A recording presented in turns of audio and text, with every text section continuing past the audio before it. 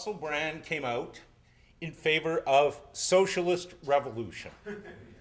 He came out and said we need a movement and a government that will not destroy the planet, that will not create massive economic disparity, will not ignore the needs of the people. We need alternative political systems. Elections don't work.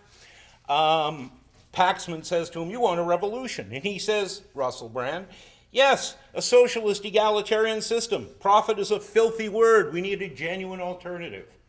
This is on the BBC thing in front of millions of people. He was in Vancouver in August. I thought that was interesting because it shows that out there is a consciousness that things have gone terribly wrong and we need to do something about it. We need to create some kind of movement that in fact will deal with the idiocy and the criminality of capitalism. Russell Brand thinks so, and he can draw a crowd. The problem is that movement doesn't really exist. And I want to talk about some of those issues in terms of why. 100 years ago, such a movement did exist. I'm a lifelong socialist. It's a family tradition. I was raised in the faith, as it were. My grandfather was a member of the Bolshevik faction of the Russian Social Democratic Labor Party.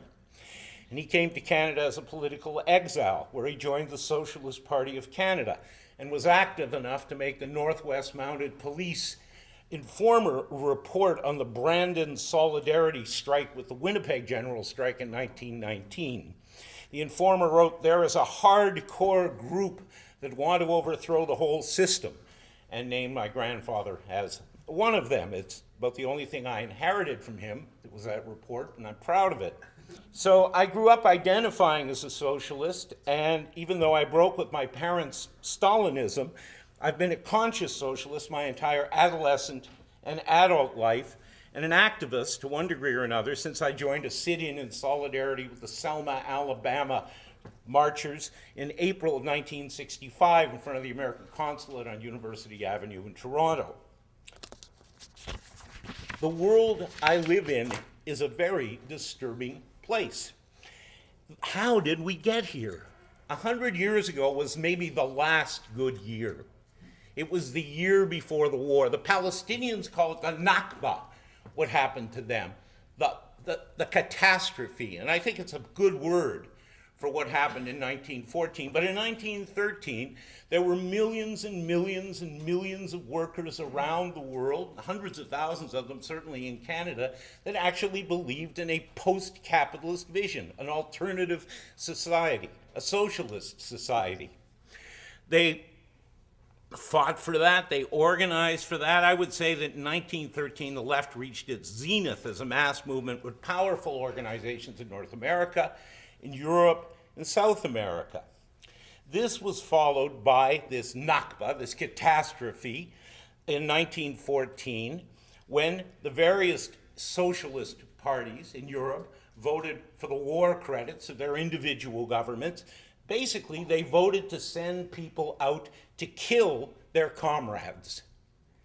And it's kind of an amazing thing, unless you remember the War Measures Act and the response of different elements of the Canadian left to sending the troops into Quebec. But in 1914, bad things happened. And I think that was, in a certain kind of sense, a defining moment. It was a defining moment. There were people who opposed it. The Socialist Party of Canada. We can be mildly proud that one of the Canadian organization was one of the few in the Socialist International that opposed the war. The Industrial Workers of the World, the IWW. A third was the Bolshevik faction of the Russian Social Democratic Labor Party. Their leader advanced a slogan. If you want to talk about an unrealistic slogan, Lenin's response to the First World War was, turn the imperialist war into a civil war. I mean, it really is kind of wacky. And amazingly, it happened in a whole bunch of countries in Europe. It didn't happen all that successfully, but the Bolsheviks stunned the world, and seemed to reverse the fortunes of socialism by taking power in 1917, almost exactly 96 years ago. The blink of an eye in macro-historical terms. And they did everything everyone said it was impossible to do. They opened up the archives of the former Tsarist Russian government and published all the treaties. In that sense, Snowden and Bradley Manning are in a grand tradition of the Bolsheviks who published it and said, this is what the war is about. We get Constantinople and you get the colonies in German Southwest Africa and this and that and the other. That it was a shuck, it was a con game. They gave the land to the peasants. They organized the end of the war, essentially, on the Eastern Front, and nationalized everything big and important in the economy and created the first worker state since the brief experience of the Paris Commune in 1871. So for a moment, the impossible happened. The unlikely, the challenging any kind of sense of realpolitik happened. And for a moment, it looked like everything was going to change. 1919 was called the Red Year. Vancouver saw its first general strike in 1918. It was only a day long, but it was impressive. August 2nd, 1918, in protest against the murder of Ginger Goodwin on Vancouver Island, a labor leader there. A year later, 30,000 Winnipeg workers launched the extended strike to demand better wages, amongst other things. The police of Winnipeg went out. This is hard to believe if you've ever encountered the police of Winnipeg. Went out as members of the working class and put themselves at the service of the strike committee.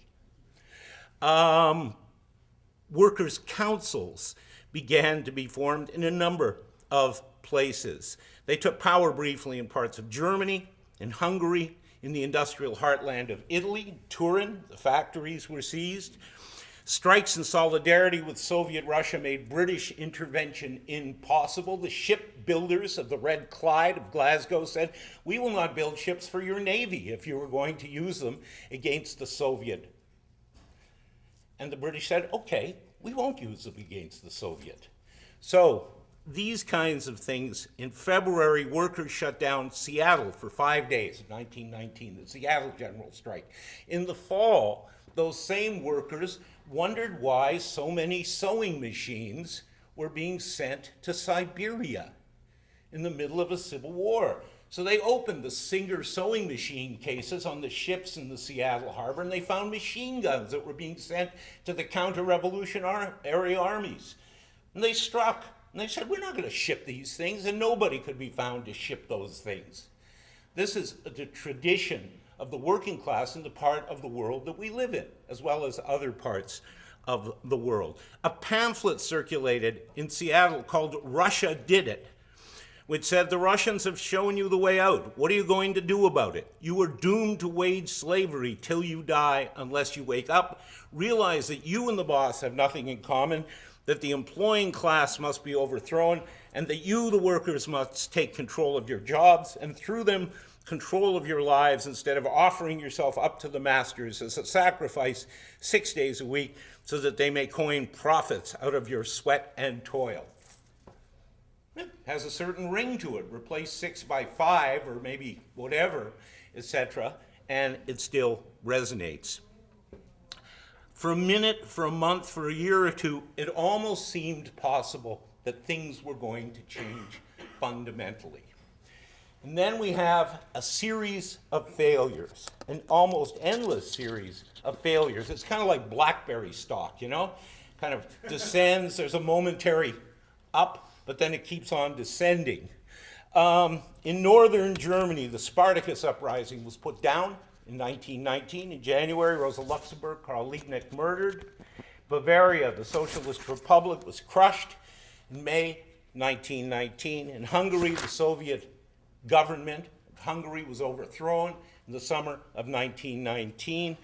There was, by the fall of 1923, the last possibilities, the end of the revolutionary crisis was there.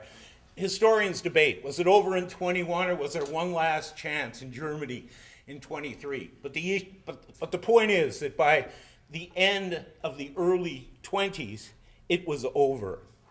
The split of the workers' movement between communists and social democrats, the defeat of the German, Hungarian revolutions, the Italian uprising, were then followed by self-inflicted wounds, really, the kind of thing that capitalism could have never done to socialist consciousness on the part of workers. The development of Stalinism in the Soviet Union, the turning of the international socialist revolution to be a tool of Soviet diplomacy.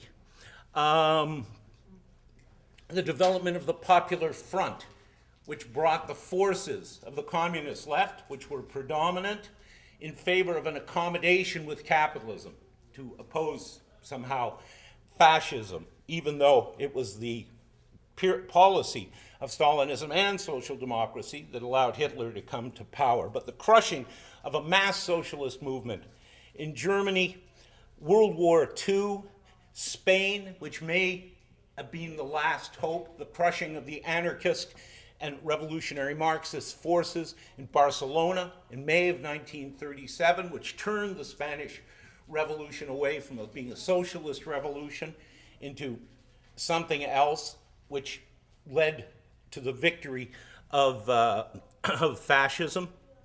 The Popular Front in France and Chile, which were also failures, the war, the Hitler-Stalin Pact, the Tehran Agreement, the dissolution of the Comintern, the cold revolutions of the late 1940s, Hungary, Romania, Poland, etc., in Eastern Europe, where something called socialism was imposed as a diktat from outside, as opposed to a genuine socialist revolution, which poisoned the idea of socialism in the minds of the workers of those countries and many other places. The failure of post-war colonial revolutions in Indonesia, in the Philippines, and Malaya. The victories in China and Vietnam that were still contained within the orbit of the Soviet Union. The victory of a socialist revolution in Yugoslavia, which was followed by the repression of what you could call national communist politicians in Eastern Europe, the Reich trials, the Slansky trials in Hungary, Czechoslovakia, other things like that. A series of body blows against the concept of socialism, the horror of anti-Semitism and Russian chauvinism in the Soviet Union, which broke thousands of people from the communist parties in many countries, including in Canada. The notion that somehow anti-Semitism could exist in the land of the October Revolution, that in the Ukrainian communists who had given everything to support the Russian Revolution, they were told that the culture of Ukrainians, that the Ukrainian language was being repressed in Kiev, in Kharkov, in Lvov. How was this possible? This shattered the belief of a generation of socialist activists in this country and other countries. The failure of the political revolution in Eastern Europe, in Germany, the uprising in June of 1953, in Poland in 56, Hungary in 56, these possibilities that might have taken these countries out of the Stalinist framework into some kind of genuine socialism never happened. The Prague Spring of 68, the uprising in Poland in 71, Solidarność in 1980, defeat after defeat, and finally the fall of the wall in 1989